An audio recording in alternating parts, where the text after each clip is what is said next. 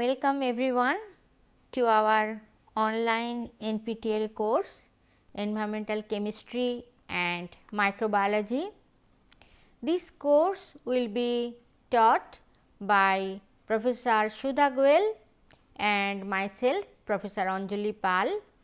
We both are from Civil Engineering Department of IIT Kharagpur. We have divided this course into two parts.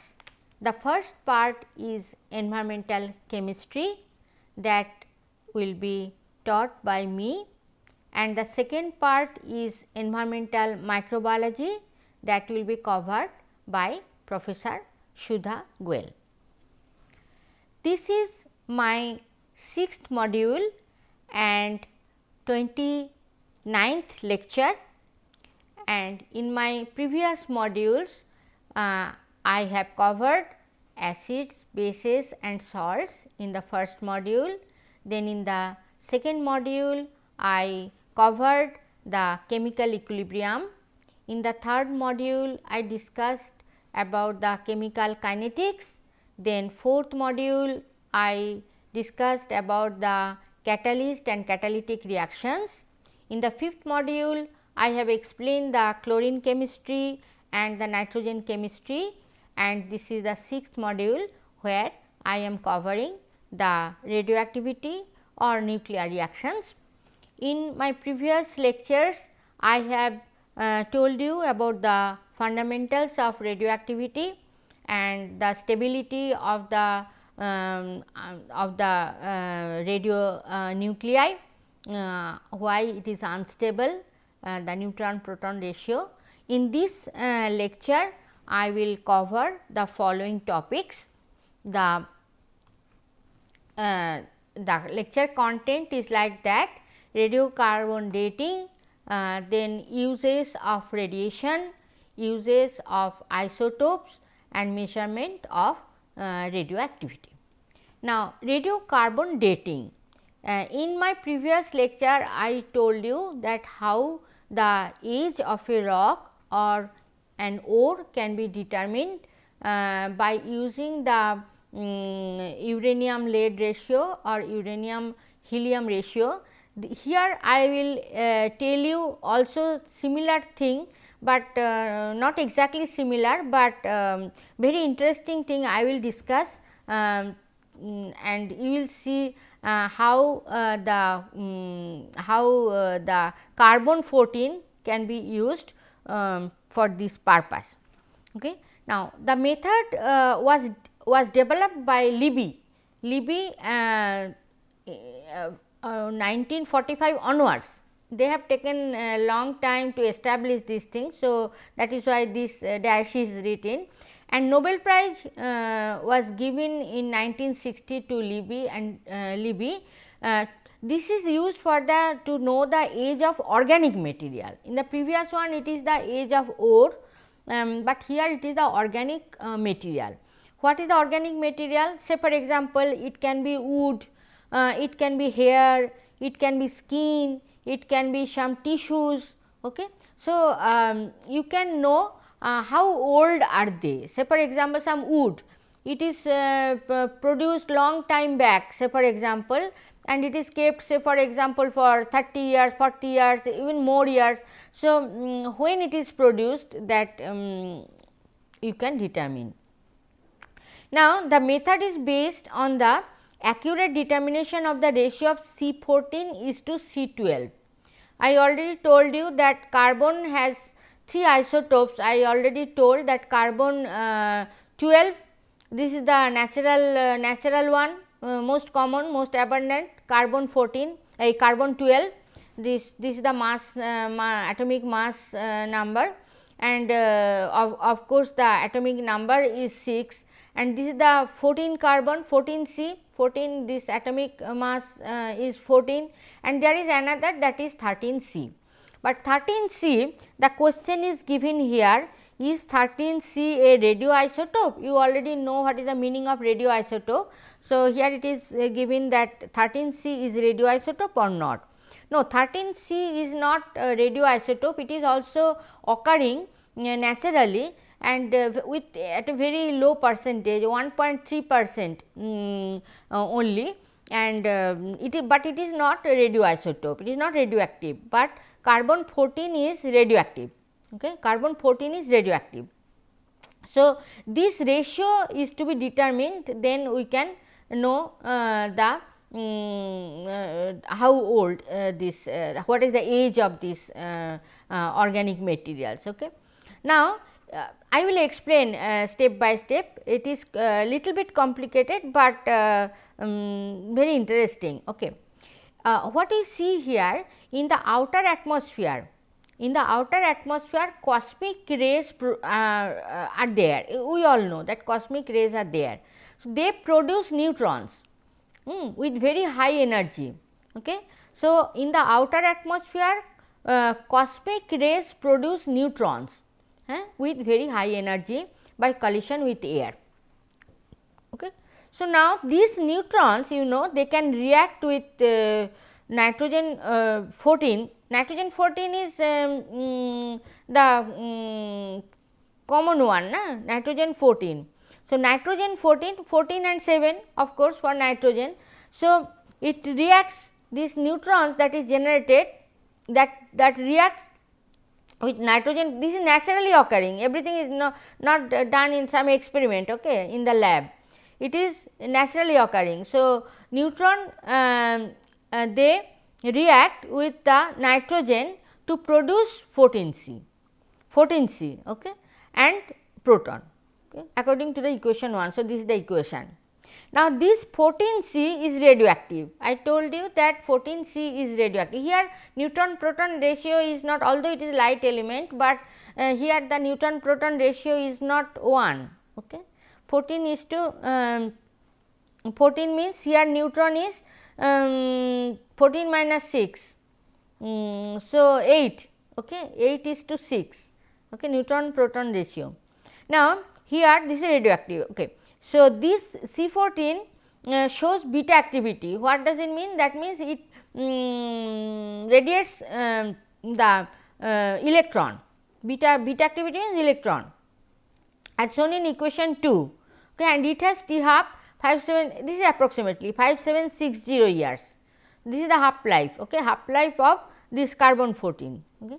So, now what we have seen, initially the neutron is produced by the cosmic rays in the air, in the outer atmosphere, then this neutron reacts with the nitrogen to form carbon 14, okay, carbon 14, which is radioactive, and this carbon 14 produces nitrogen 14 plus beta. Okay. So, this is happening. Okay. You can see here that with beta emission you see 6 to 7, it has increased, it has gone to one position right in the periodic table, okay, that I explained there in previous lectures. Okay. And here you can see 14 plus 1. So, here also 14 plus 1, 7, 0. So, 6 plus 1. So, it is matching. Okay. Now, this 14 carbon ultimately produces carbon 14 dioxide. So, carbon 14 is produced, but it reacts with oxygen to form carbon dioxide, but that carbon dioxide is C14 carbon dioxide in the atmosphere, and steady state concentration reached to about C14 is to C12, 10 to the power minus 12 is to 1. This is the ratio, concentration ratio, okay. C14 is to C12, this is the ratio, 10 to the minus 12 is to 1, so small amount. Okay.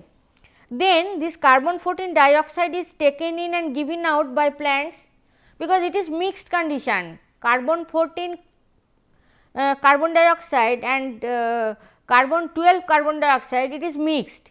Okay.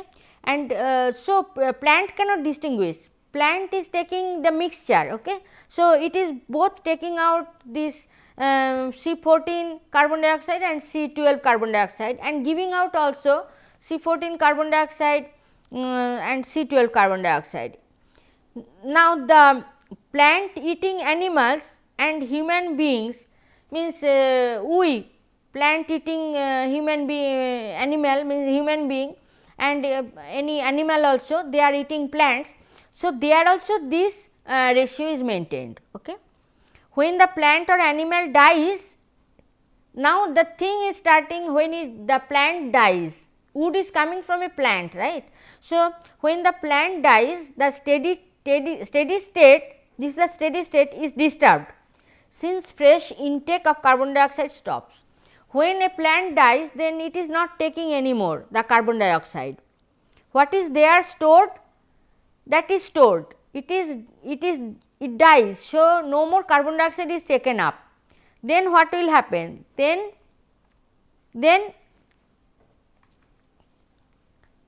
radiocarbon dating continued. So, then the 14 carbon continues to decay, and 14 carbon is to 12 carbon, that is the ratio drops, because this is then start decaying. This is not decaying, this is decaying. So, the ratio is changing now. Okay, it is no more that 10 to the minus 12 is to 1, now it is changing. So, after certain years only a fraction of it is left. C14 is decaying. So, if you allow it to remain for long time, then after certain period of time you will see that the ratio drops. Okay. And then how much, if you then means measure the ratio present, what is the at present, what is the ratio, you know the earlier one, starting one, you know the ratio, but at present if you can measure by some way the ratio, then you can easily tell that how much time has gone. Okay. That is the theory, that is the means principle behind it, radiocarbon dating. Okay.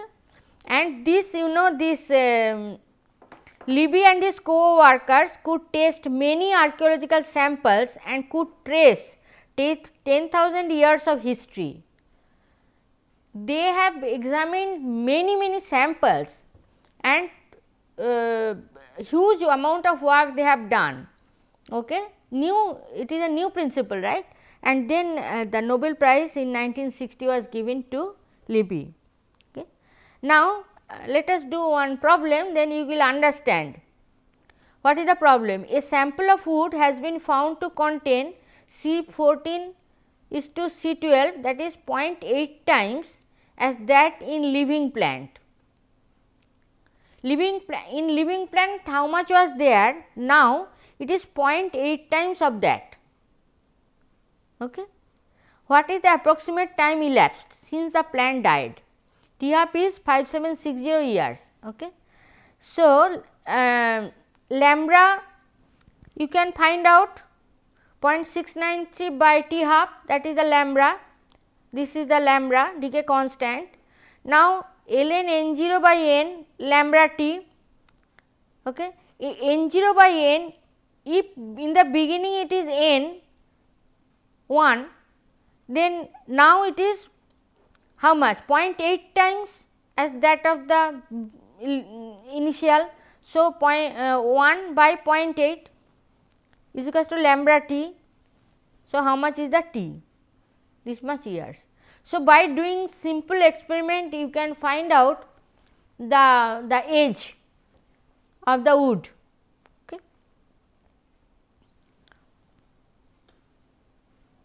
It is called radiocarbon dating. Now, we have seen properties of this radioactive elements, okay, and we have seen the properties of the radiations, alpha particles, beta particles, gamma rays, all those things. So, what are the uses of this? There are many uses actually. You know that radioactivity, when the properties and all those things on health also it is not known. That time in Madame Curie's time, Madame Curie died out of cancer, because radioactivity, you know, if you work under this type of conditions, then you will get cancer. Okay. So, it is used for treatment of cancer, but it can produce also cancer. Okay. That is why Madame Curie died out of cancer. That time it was not known that it can cause cancer. Now, what are the different uses of nuclear radiations? Here you see that food, if you keep the food for long period of time, for some time, it will become stale, it will give bad smell. Okay. So, to increase the shelf life of food or water, this type of gamma radiations are used to kill the bacteria. Why the food becomes stale? Because of the formation of growth of bacteria, right. You will learn more during the environmental microbiology classes, but we all know this thing that the food becomes stale because of the microorganisms. So, if you can kill the microorganisms by some way, then it will remain for long time. Now, gamma rays can be used to kill the bacteria and to increase the shelf life. Okay. Synthesis, this is the application. Okay. But milk, pasteurization, that is not done by, that is some other procedure that is used. Okay. But this is used for food or sometimes for water. Now, synthesis of gamaxine. Okay. Gamaxine, gamaxine we are using as pesticide or insecticide. Gamaxine we are using. This is nothing but hexachlorobenzene. Hexachlorobenzene, benzene. Okay. Benzene C6H6, but then there are double bonds, 3 double bonds are there. So, if you can add chlorine, if you remove the double bonds and you introduce 6 chlorine atoms in the benzene ring, then it will become gamaxine and it is called hexachlorobenzene. BHC also it is called benzene hexachloride. So, this type of material can be prepared, can be synthesized from benzene and chlorine by gamma ray irradiation. It is sometimes it is done by UV light also, but gamma rays also can do the same way. So, gamaxine can be produced. So, this is an application. Okay. Now, formation of ethyl bromide, ethyl bromide C2H5Br, you can produce this from ethane and HBr. So, if you take a mixture of ethane and HBr, it is some type of addition reaction, there is a double bond. So, in the double bond that HBr is added up to form this one. So, how it is done? You take mixture and then you irradiate it with gamma rays. Okay. Then this ethyl bromide will be formed. There are many other reactions, I have picked up only few. Now, these are some of the uses. Some uses of isotopes. This is not radioisotope. The application is this application of isotope. Okay. Now, this is a very important reaction. This is the photosynthesis. Photosynthesis. Here 6 CO2 plus 6 water gives C6H12O6, 1 molecule the glucose and then 6 oxygen, 6 molecules of oxygen. Now, for this one question may come to your mind. Okay, oxygen is produced, but this oxygen is coming from carbon dioxide or it is coming from water. Okay. This is very important question. Now, oxygen that produced oxygen is coming, this oxygen is this oxygen or this oxygen. So, mechanism, actually it is a mechanism to study the reaction mechanism.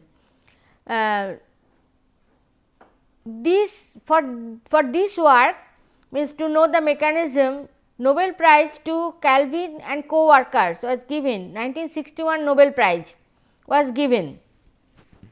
It can be done by isotopic leveling. Isotopic leveling means this isotope of oxygen, oxygen is actually 16,8, but it is 18,8. So, it is an isotope of oxygen.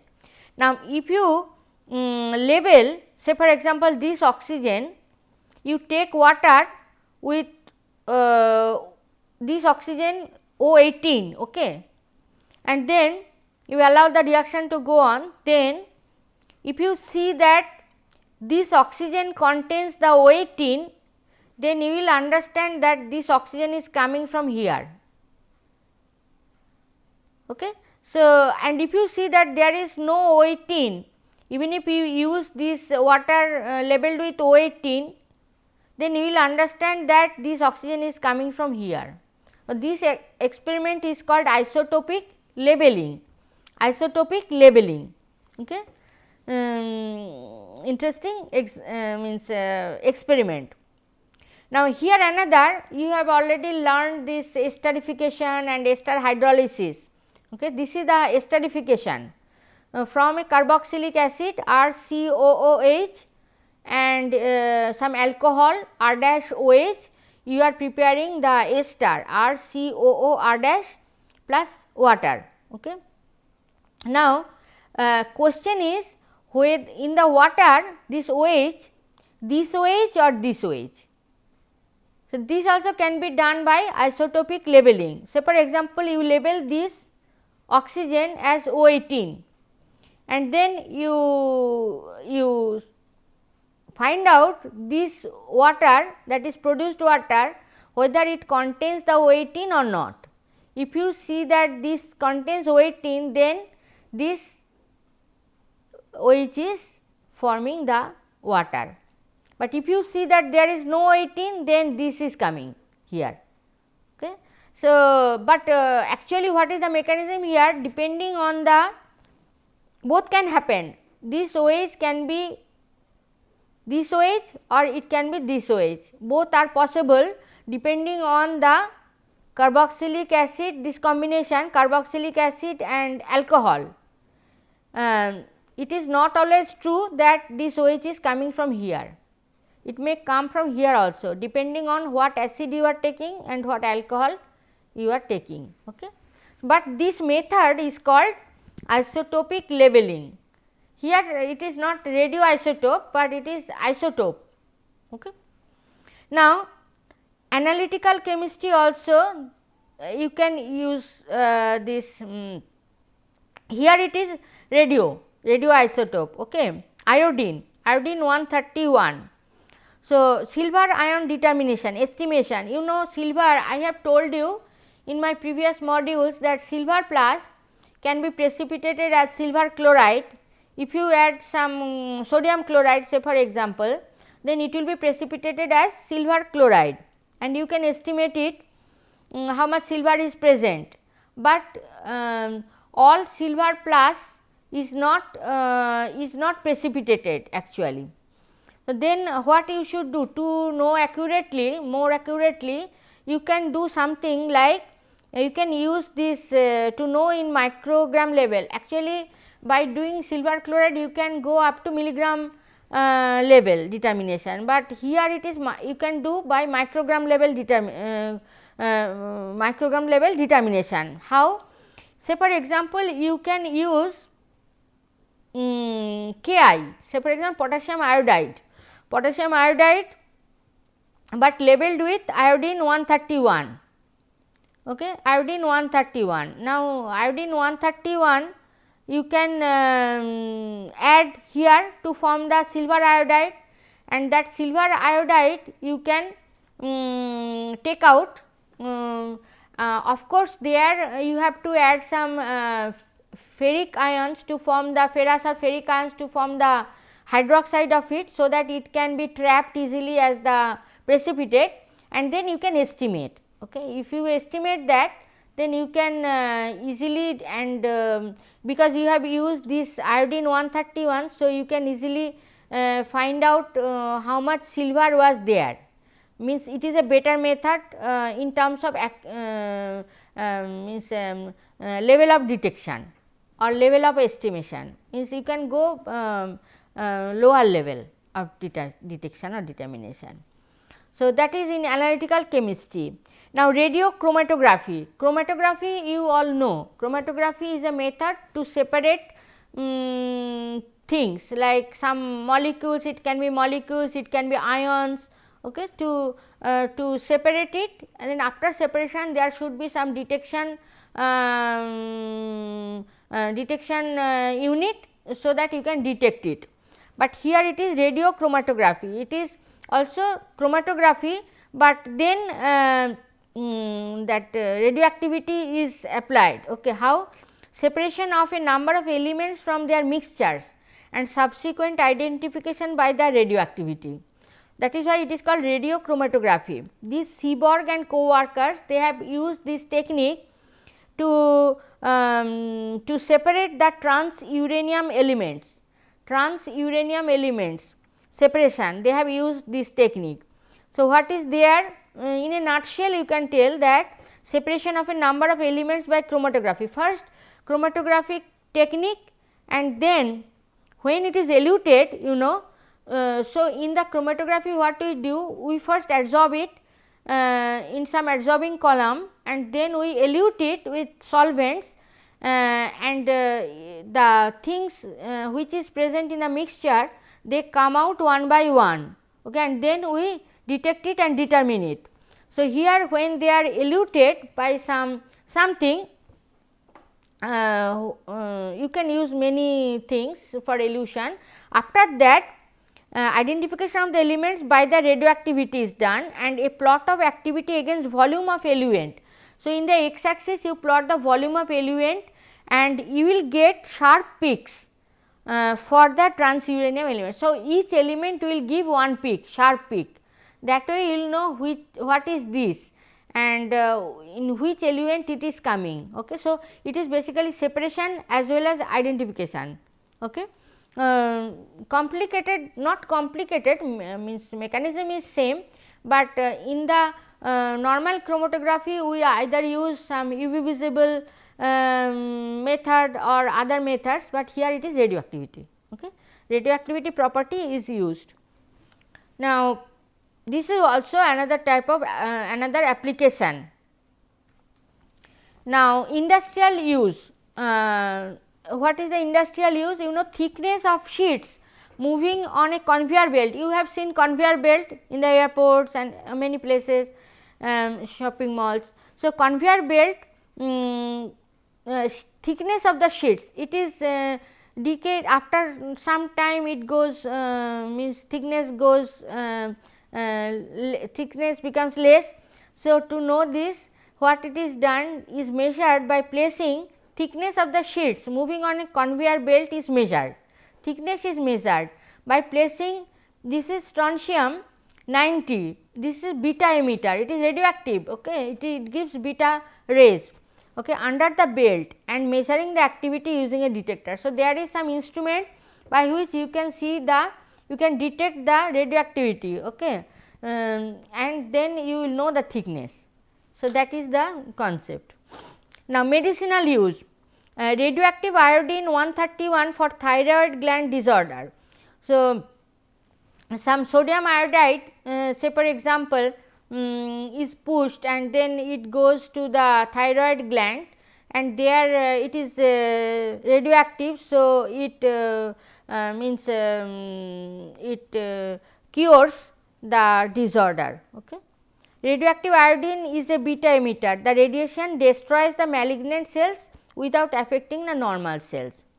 It will preferentially, it will go to the thyroid gland, okay.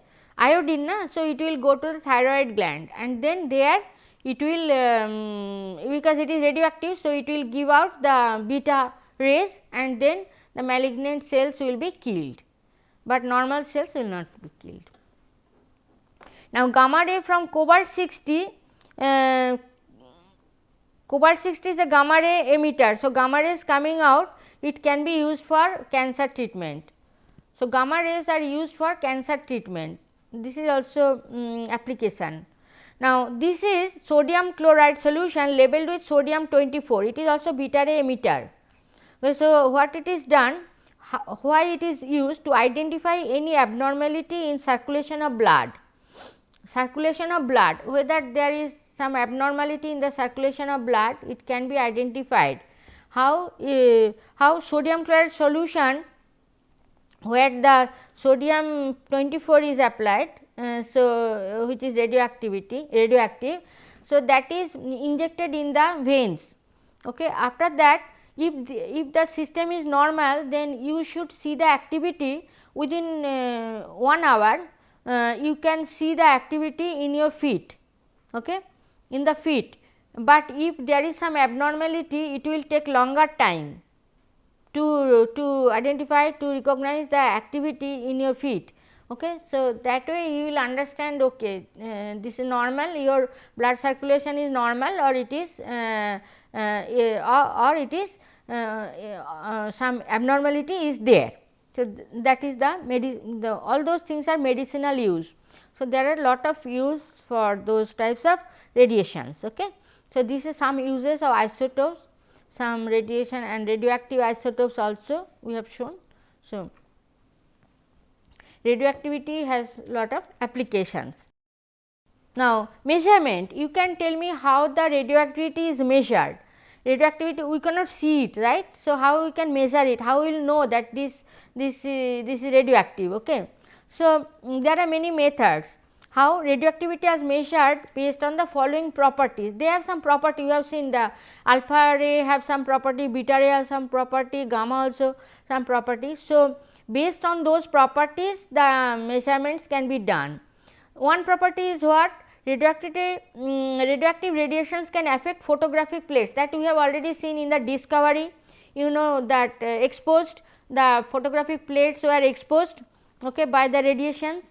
So, by using this you can know that, okay, in fact they also speculated from the in the same way that, okay, there is something in the bottle, that is potassium uranyl sulphate, that is giving something radiations that is exposing the photographic plate. Okay. But now why it is happening? Because you know now we are doing all the photography, that classical photography is gone now. Now we are all digital. Okay. But what is the mechanism? This is very nice chemistry is there in the classical photography. What is there in the photographic film or photographic plate? That is nothing but silver bromide, and when the light is coming in the silver bromide, it is producing silver zero.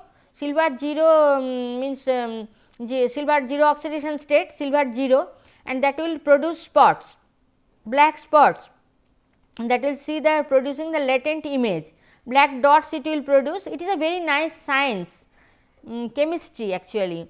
But this way also, when the light is passing, means radioactive rays are passing, some rays are passing there, and then photographic plates are exposed. Okay.